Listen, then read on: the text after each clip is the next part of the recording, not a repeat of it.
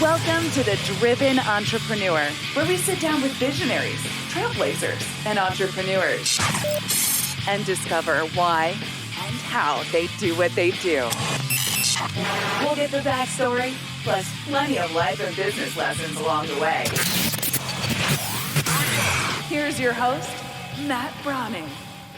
Hey, this episode is brought to you by my very own NLP practitioner course. I've been teaching neuro-linguistic programming, or NLP, for nearly 15 years. It is the most powerful tool for communication on the planet, and it can be yours today. For a very limited time, I'm giving away my entire NLP course workbook for free. Go to nlpwithmatt.com. All the patterns, all the tools, and the techniques of NLP in the complete course workbook, the same one that we use to teach our live certification classes, yours free. nlpwithmatt.com. Get it today. Let's get back to the show. Hey, what's going on? Welcome back to The Driven Entrepreneur. It's Matt Brauning. Man, what month is it now? I don't even know what month it is. This is going by so fast. This year is just like, are you feeling ahead of the year? I know I am. And I got a long list of things to do.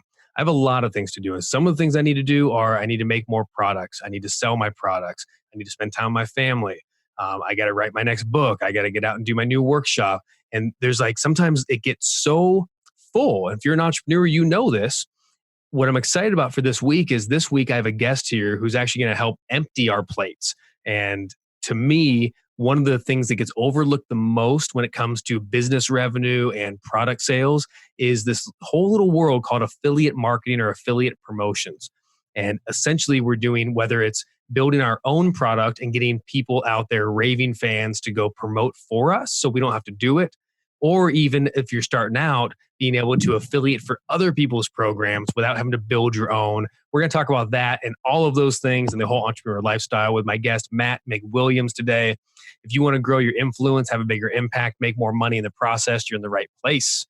Entrepreneurs and companies like Michael Hyatt, Ray Edwards, Brian Tracy, Lewis Howes, hello podcasters, Shutterfly, Peter Voogd, Claire Diaz-Ortiz, Ziegler Inc., good old Zig, Jeff Goins, they've all have one thing in common. They've trusted Matt McWilliams to run their affiliate launches, which is a huge, huge thing to do. So if you're an online business owner or brand, no matter what size, you want to learn about leveraging the power of partnerships to grow your business, that's what we're talking about today. Matt, welcome to the show. Are you there and how are you? I am, Matt. Thanks for having me. Dude, I'm so stoked. We spent a good, I don't know how long, 10 minutes trying to figure out how we knew each other. We still didn't figure it out before we came on the show live. But I'm glad you're here nonetheless, and I'm happy to have a new friend. Tell me, and you're in Fort Wayne, Indiana, is that right? I am about 2 hours away from you. Yeah. Crazy. We're so close, yet we haven't met yet in person. Now, what's cool about affiliates too is, coming from Fort Wayne, Indiana, where, I don't mean this in a negative way, but there ain't a lot going on. This isn't There's not. This isn't like the e-commerce hub of the world or anything, but you can do the kind of work you do from anywhere. Yep. How long have you been doing this for now? 17 years almost. Yeah. 17 so I'm years. kind of like a dinosaur in this industry. Yeah. And I don't want to have you age yourself necessarily, but the question I kind of want to start with is, before you got into all this stuff, where were you at in the early adult years when you're, 17, man. 18, 20? Were you on a career trajectory? Did you work in the corporate world? Were you always entrepreneur mindset? Where were you then compared to where you are now? And kind of how does that work out? Yeah. I kind of have this philosophy in life that we, when people ask about an origin story, or when they ask about, where were your beginnings? We have a lot of beginnings. We have a lot of origins. And so, I grew up, I played golf, ended up playing golf in college and played professionally for a few years after college. And me and one of my good friends, we always used to say to each other, because we had these guys that were this is not a knock on them. This just wasn't for us. They were assistant professionals at the golf course we played at. And we always used to say that we wanted to play professionally. We wanted to be on the PGA Tour, right? What we did not want to do when we grew up was teaching old ladies in purple sweaters how to play golf. That was the end for us. And so fast forward a few years, I left college. I had an injury to my wrist and kind of knocked me out for a while. I was working with my dad doing these golf schools. I was 22, 23 years old at the time. And I started running ads on Google for these golf schools. And like, this is, 2002, 2003. There's no opt-in page. There's no free report like we have now. There's no building an email list. You basically came to my website and you had one of two choices. You either gave me $2,000 or you left. Well, we would get 6 to 12 of these people every weekend, about 30 weekends a year, we're making $12,000 to $20,000 in a weekend. My dad and I splitting it, 50-50. I made more money than I knew what to do with at that age, and that's what got me online. Well, the problem was I hated teaching golf, Matt. I wasn't good at it. I didn't have a passion for it. It was just a way to make money. And sure enough, one day, this old lady, about 75 years old, wearing a lavender sweater, walks up for this golf school. And I had one of those old flip phones, if you remember those. And I kind of with like a 0.2 megapixel camera, right? And I flipped it out, took a picture, sent it to my friend that I grew up with. And I said, "Kill me now." Now, a good female friend, you know this, Matt, a good female friend will she'll respond back and wrap her arm. She'll call you right away. She'll wrap her virtual arm around you, give you a hug and say, "Oh, honey, I'm so sorry. Do you need to talk?" But like a good male friend, Hunter responds back and says, "Haha, sucks to be you." And so that was kind of the beginning of the end. Thankfully, a couple months later, my dad fired me. And it was the best thing that ever happened to me. He freed me to really go after my passion that I discovered, which was marketing.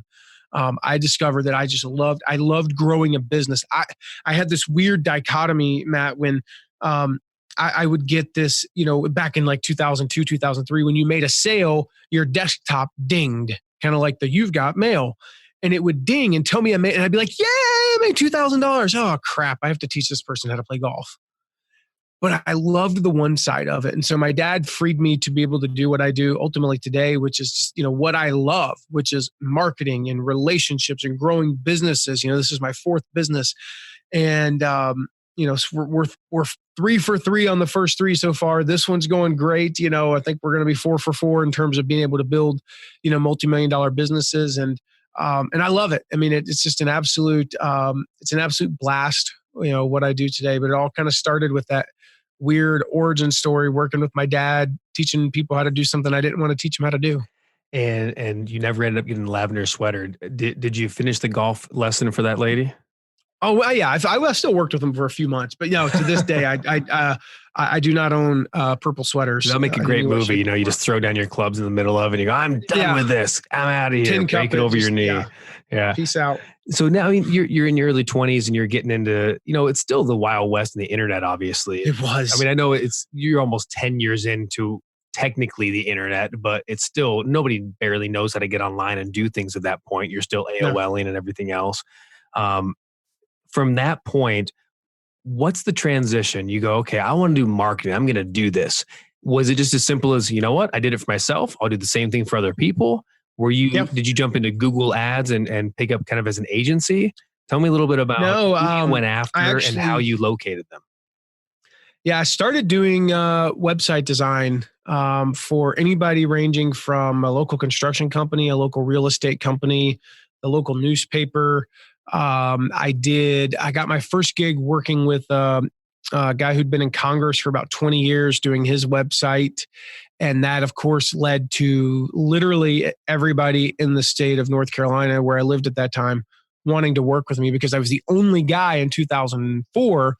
I was the only guy doing fundraising online, like outside of like the Howard Dean campaign, if you remember that, Okay. I was the only guy doing fundraising online. And so I had, I had everybody I could possibly have wanted to have as a client in terms of designing websites. But I had a friend of mine, that same friend, Hunter, contact me and say, "Can you design our website?" I said, "Yeah."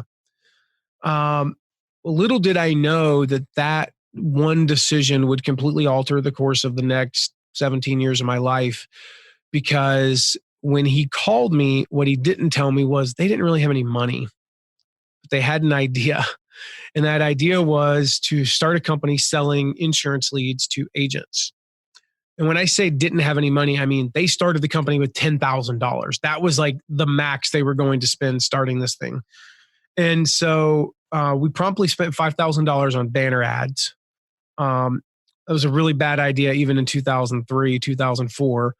We made $8 off of that 5,000. And I don't mean we made $5,000 and $8 and we got to keep, that money. No, we lost $4,992.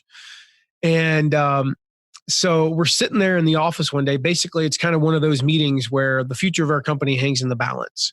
By this point, I've made the decision I want to work with them. I haven't given up all my other clients because I'm not making any money from them. But I really want this to work. I want us to grow, and I want us to be able to do this business together. And we're kind of having one of those, come to Jesus type meetings where it's like, we're going to walk out of this room with a plan to save this company, or we're just going to quit. And I said, guys, I've heard of these people called affiliates.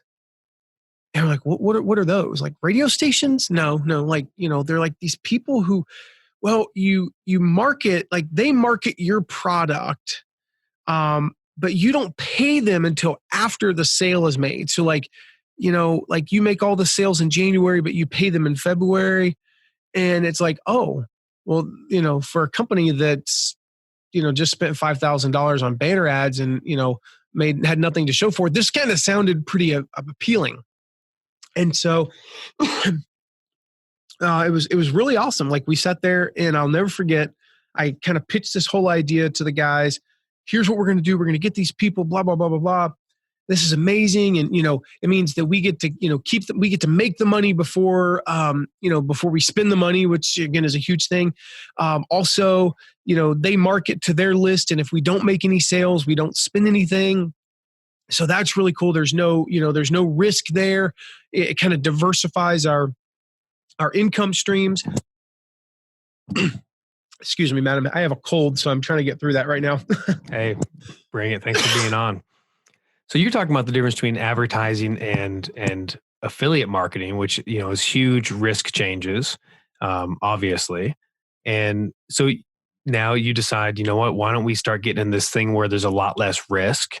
How did you, what was your first affiliate campaigns? Was it for clients of yours and you said, hey, let's run this? Or did you guys create your own affiliate campaigns for your own product first? What was the very first one you did? Yeah, it was for that company. We started an affiliate program that went from zero to $12.6 million in about 18 months. And what was 12.6? Is that the total revenue sold? Total revenue from our affiliates, yeah. All from affiliates. That's incredible. Yep. Yeah, the company itself only grew to about $15 to $18 million. But the overwhelming majority of our revenue was from affiliates. And so, here I am, I'm pitching this idea, right? I'm pitching, the whole make money before you spend it. It's infinitely scalable. This was back in the day where there was no targeting. You couldn't go like today. You can go on Facebook and you can you can basically say, I want to target 35 to 40-year-old men. Sure. With 2.6 kids whose favorite football team's in the NFC West. You can get really hyper targeted. You couldn't back then. Even now, though, the problem with that is you can get so myopic about targeting that you don't have any expandability. And so we let them target for us. One things we found about affiliates was they sent the warmest traffic. I mean, because I thought about it, after we started getting into it, was like, they're saying all these nice things about us. And then people are coming to our landing page and they're converting at ridiculously high rates. And so long story short is we had this meeting. Hunter looks at me and goes, yeah, but how do we find affiliates? I was like, well, I don't know, but by gosh, I'm going to find out. And so over the next, couple of months, I set out on this mission, learned how to do it, and arguably became one of the best in the business at, at what we do today. But it kind of all started from that, that point of desperation of we got to find a way to make like a lot of money really fast. And oh, by the way, we can't really spend any until we make it. And that's always the thing we have to work on and figure out. Now, as you're doing that, I think I might want to backtrack just a second. I think this is before, but there was a moment when, in your story, you you leave as an executive, you're in a thriving startup, and you find yourself getting fired. Tell me a little bit about that. You're in this place where now I'm fired, I'm unemployed, and you just had your brand new baby daughter. Can you share a little bit about that moment, what led to that, and what did you make that mean, if anything? I'd love to hear kind of your mindset going through one of the valleys of entrepreneurship. Yeah, there's a whole backstory that, and when I say I can't talk about it, I mean I can't talk about it, legally speaking. Um, but the kind of the short version was there was somebody that came into the company and wasn't truthful to the CEO and now the CEO, our CEO who was my best friend growing up, the one the aforementioned Hunter had already left. So there's a lot of, for lack of a better term, politicking and backstabbing that happened that I didn't know about until after the fact. But long story short is I went back to work for the company that I helped start, and as an employee this time. And the company was struggling, and we had a lot of debt since I had left, and there was not an exact correlation between me leaving and the company going to massive debt. This was 2008, 2000. I left November 2008. You do the math on that one. What happened right around then. I remember very clearly. I came back in February of 2011, and there was a guy who had come in to ostensibly to assist the company, but actually we found out later his MO was to take distressed companies and buy them for the debt, and then build them back up because he had the name and he had the assets and all that stuff. And long story short is our department, the affiliates, I was the only profitable division within the company. And in fact, I had taken it in a matter of about 8 months from, doing about 500,000 a month up to about 1.5 million a month, of which, a couple 100,000 of that was pure profit.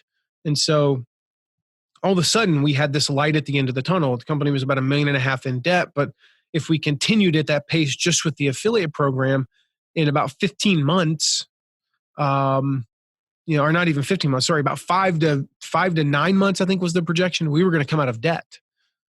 Well, I got fired. Because someone else had a different plan, it sounds like. Well, the reason I got fired, it comes to find out, is he was threatened by me. And, of course, he wanted to buy the company for debt. That's not what the story I was told. But I found that out later from some other sources. And it all made sense. But again, just like my dad firing me, here's the thing about that job. That job paid me really well.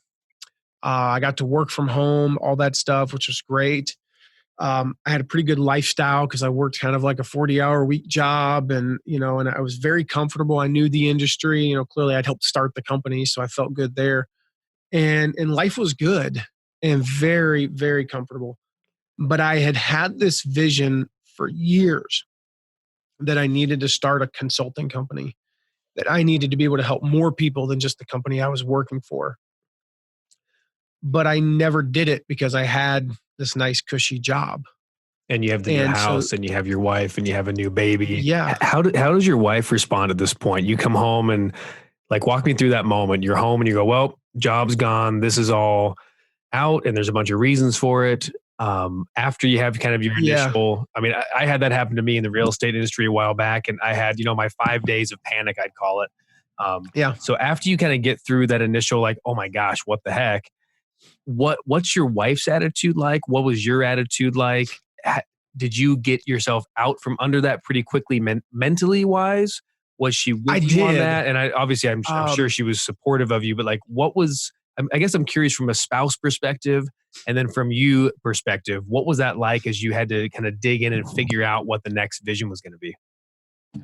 I wish honestly that I had a cooler, I could say, you know what, in that moment, I just, I knew it. I was going to go full bore with my consulting stuff. And I was so glad I got fired because now I got to live my dream.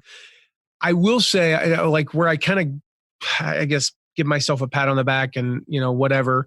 What I did right was it was about 10 o'clock in the morning 10:30-ish, so that I got fired. About 2 o'clock that afternoon, we put our daughter down for a nap. I sat on the couch and I started sending off emails. I gave myself about 2 hours to kind of mope about it and be upset. And, I was pretty angry, under the circumstances. Cause I never saw it coming, it was literally, I had a conversation with the CEO on Thursday night. I remember it, and he was like, no, we need you. We will do whatever it takes to keep you. And then Saturday morning, I'm gone. Like, I was just pissed. But I will tell you that I sat down on that couch and I started sending emails. And by Monday, here we are, basically one business day later. That following week, I had so many interviews that ultimately what happened that forced me to start my consulting company was so many people wanted to hire me that I couldn't say no to any of them. I just said yes to all of them. And that's how I was able to start. That's how Matt McWilliams Consulting Incorporated started, was I don't know who to say yes to. And I think, I was like, it was one of those moments where I was like, okay, I think someone's trying to tell me maybe I should just do this consulting thing and work with a bunch of these companies, not just one of them. But my initial reaction going from, getting fired by a company was, oh, I need to find another job, because that's what the safe route is. But what I realized, and I think every entrepreneur realizes this at some point, we had dinner the other night with a guy, and he was like, man, was it risky when you started your company? I was like, dude, that was the least risky thing I ever did, because all of a sudden I had like 8 streams of income. Yeah, so true. And I worked for that one company. I had one stream of income. One guy could come in. You think about it. You work for a brand where the brand is the person, and that person goes and does something, nefarious, goes and gets a DUI, you're out of a job. Just like that. Yeah, I got one word for you. It's called Enron, right? That's not a steady paycheck. And so that was what I thought I needed to do, though, was get a job. But I ended up with so many offers that I decided to start this consulting company. Well done, man. Well done. Well, as you jump in and do that, so it sounds like the biggest thing you're doing is fixing that problem of, okay, affiliate marketing works. Get someone who's warm to, share your product with their everything. But the biggest problem was, how do you find them?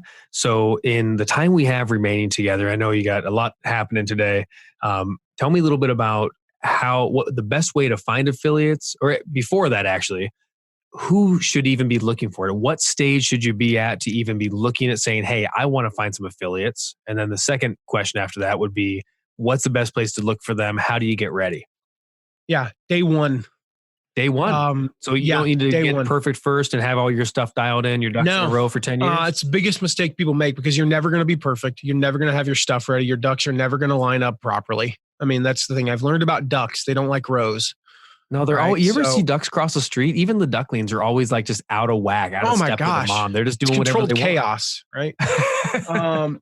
And so your ducks are never going to line up. So just, start from the beginning. Ultimately, it's all about relationships. It's just, the secret really does come down to just being a person that people like, and having a product that people want to sell, and developing those relationships over time. That's why it starts on day one, because you don't have an affiliate who's like mailing for you to their entire list on day one. You start building the relationships on day one. So you go find people. The best place to start is people who are promoting your competitors. You literally Google your competitors. That's and a great you find tip. Who they are promoting. And you can find anybody's email address. Matt, I found yours. That's how you're talking about that. How it even got through, because that's not my email, but it is. And there are ways to find, like Google, like how to find email addresses, right? The best way, I've got a free report that I'd love to give your audience, Matt. And we're going to put it up at mattmcwilliams.com/driven. And it's called Your First 100 Affiliates. We actually walk you through step by step. There's 15 different ways to find affiliate partners. It'll get you your first 100. This is not about how to have a 200,000 person affiliate program like I've run in the past with companies like Adidas and Shutterfly. This is about getting those first 100. And what it walks you through is like, look at your current customers if you have any. Look at your competitors. Go to people in forums and Facebook groups and LinkedIn groups that you're already participating in. big and small, people who are literally, here's one in there, your competitors. Because here's the thing, most of us don't live in a Coke versus Pepsi world. Most of us don't live in, like, if you think about the car world, right? How many cars is the average person going to buy in the next 5 years? One. Call it one, yeah. And so they are either going to buy a Toyota or a Honda or a Tesla or whatever. And it is a fight to the death between those companies for who's going to get that one piece of business. Most of us don't live in that world. So some of my biggest affiliates are my biggest competitors. Some of my best friends, you would say, wow, you're friends with them because it's they're Coke and you're Pepsi. Wait, no, I'm Coke, they're Pepsi. But anyway, that's not the point. But that's not the way we think. That's not what we think. So I would rather have a lower percentage of a much bigger pie than the inverse of that. And so it walks you through. We've got some email templates in there because how you reach out, I'll share this one tip. You are not looking for a response of yes when you email somebody to ask if they'll be an affiliate. You're not looking for yes. You're looking for the magic 3 words that we love to hear in this world, and that's tell me more. Most people try to send a novel that has this long email. My course is about this. My program is about this. It's got these 17 features, and it's, here's a testimonial from so-and-so. No, you simply say, hey, I've got this thing. I saw you were promoting so-and-so. I wondered if you'd be promoting mine. Let me know if you'd like some more information. And then they say, tell me more. Matt, that's a genius tip, because I'll tell you right now, like, as the podcast, this radio show's taken off, it happens more and more. You get, emails come in and you get someone who writes that novel and they're like, hey, would you be interested in blah, blah, blah, blah. And it's just even, hey, I'd love to be a guest. And then it's 15 pages long. And I'm like, I'm sorry. I feel bad almost, but I don't read it, or I don't have time to read them all. And it's like, nope, no, it's already gonna be too much energy. But when someone goes, hey, I love this about what you're doing. I got this thing. Do you want to chat? Do you want to talk? Maybe we're a good fit. And it's like, oh, well, yeah, maybe we are. Who knows? So that's great. So that open-ended short intro, really, really good stuff. So Matt, just to recap that real quick, guys, you can follow Matt if you want to. I think it'd be a great spot. Obviously, get your first 100 affiliates for whatever your program, product, or service is. Go to mattmcwilliams.com/driven, and you can grab that report. It tells you exactly how to get your first 100 affiliates. We're already talking about some of those right now. And then you can follow Matt at LinkedIn at Matthew R. McWilliams, or his Facebook is Matt McWilliams Consulting. So follow him on social media, of course. Check those things out. Matt, final couple questions as we wind down here. When I'm looking for those affiliates, and I love the idea of starting the relationship, kind of getting that thing nurtured, how do you know it's time to do your first launch? What's a sign to look for? And is it start right away, or is it gather these affiliates and kind of get them rolling and then come out and say, okay, now it's time for something? Is there a good time frame for that? Yeah. And is there a good delay time between kind of when you meet someone and then when you should have that product ready by? So I'll give you a quick 5-step formula for going to the big launch, because ultimately everything is about getting to the big launch with lots of affiliates, lots of everything. First, you do an internal launch. So this might be if you've got, you get 100 people on your email list, whatever you already have for an email list, could be your Facebook followers, whatever. You do an internal launch.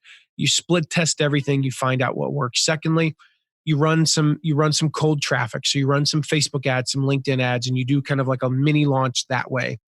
Then you do 2 launches, pretty much back to back. Again, split testing, trying different things out, screwing stuff up and refining. You do one with one partner, one affiliate, preferably somebody who can at least drive, 10 or 20 sales, or, can drive 1,000, 2,000, 3,000 hits, right? Then you do another one with 3 to 5 partners. So you're now replicating on a miniature scale a big launch. You don't have the control that you have with just one, because what happens when you have multiple partners is, somebody's going to mail today, somebody's going to promote tomorrow, and it's going to cause a little bit what we call, manufactured chaos, right? And then you go the big launch. Now, here's the cool thing. All of that can happen in a 6-month span. It doesn't have to be like do the internal launch, then wait 4 months and so on and so forth. But that's the sequence for success with affiliate programs. Man, I'm sure you already know this, but that is, talk about gold. Just for someone who's never done a launch before, so now we hear about like, oh, you got to do this big launch and you have to have this big email list and you got to do these big prizes or whatever it is, when we see different people doing that, but just that assuredness of no, because before you go to 1,000 affiliates or even 100 affiliates, like last thing you want to do is come up with what seems like a cool product, but it's not market tested. And then nobody likes it or it doesn't respond right or the copy's off or whatever. And then now all those 100 affiliates are like, well, we mailed a ton and we didn't make any money. So it's so brilliant. Don't take that huge risk. Do it yourself internally with the people that already know you on your list. Do it with one affiliate and you can really test and measure. And then do a mini one with 5. I never even thought of that. That is so good, Matt. I appreciate it. And then finally work your way up. So guys, Matt McWilliams is the man when it comes to affiliate launches. Again, he's done it for the big guys. He's done it for Brian Tracy, Shutterfly, Adidas. He's been there, done that. So if you want from A to Z, the basics to the extreme, make sure you go to mattmcwilliams.com/driven and grab that report on exactly how you can get your first 100 affiliates. Really good stuff, Matt. Final question as we wind down here. Yeah. Everything you just said. Well, you know what? Usually I always end with one question. I want to ask you one quick question. Sure. And I know it's out there because shoot, I even found it on your website. Uh-oh. You found yourself facing 42 years in jail, being handcuffed and arrested. Tell me what led to that and what did you learn from it? Oh man. 60 seconds, go. Yeah. So what led to it was I ran for a local school board. I was the youngest person to ever make it through a primary in the history of North Carolina at that time. And, but I lied on a campaign report, to be perfectly blunt, when all I had to do was go to the campaign director and say, hey, we have some expenses that we honestly don't know about. Like I don't have the receipts and I don't really know what to do. Can you help?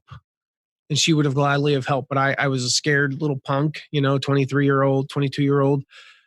So we lied on the campaign report and they found out about it and ended up the penalty for that because it was when you file one report, the next one, it compounds, right? Each one is a separate case of perjury.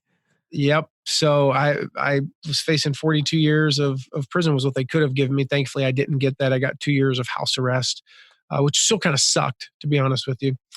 And I was such a punk that when the judge looked at me and said, what do you do? I looked at him and I said, I work from home with a smirk on my face. But yeah, the big lesson I got from home now that I'm on house arrest. Yeah. The big lesson I got out of that actually was not until very recently that I actually got the lesson. And that is when you're in trouble and when whatever it is in life, when something's just not going right, not going as planned, you got to ask people for help. You have, I don't care if it's a mastermind, a friend, a spouse, whoever, you've got to involve others. And I tried to go it alone, and that's what got me in trouble. Well said, man. And I'm certainly glad that you skipped the prison time. And I think, me too. And I think it's a funny place to end, because it's like technically a negative story, but it's certainly not. But I'm a huge proponent of, judging people by the whole person and understanding that if any single one of us could be judged like we are now on Twitter and everywhere else from one mistake or one thing you said in your entire life, I think every one of us should be in prison for life. Like this would be a very bad world if that was the case. Thank God for redemption and thank God for lessons learned and growing in character. And you've grown a ton, obviously, and become one of the most positive, most highest regarded character with character strength in the affiliate game. So if people like that are trusting you, I certainly do as well. So Matt, thank you for coming on the show and thank you for everything you offered to us. I sure appreciate it, man. Thank you, Matt. I enjoyed it. All right, guys, that's the show for tonight, this week. Get out there and listen. If you have even considered the idea of affiliates, we don't have a guest like this on very often at all because this is something that if I'm going to have a guest talking about affiliate marketing, I want to know it's someone who kicks butt doing it, who knows what they're doing and can be trustworthy doing it. So check out mattmcwilliams.com/driven. Grab that report and find out about your first 100 affiliates. No matter where you are in business from the beginning to the end, get that report and figure out where to fit it into what you're doing. start making some extra money just from the affiliates and make an impact. Get out there this week and crush it. Thanks for listening. Have an awesome, awesome weekend. Enjoy yourself. Make sure you subscribe, rate, and review. I say it every week, but I mean it every week. Go get this radio show on demand on iTunes, Spotify, Stitcher, all the places you get podcasts are available as well. And follow me at Matt Brauning on all social media. I'll see you next week. Bye-bye.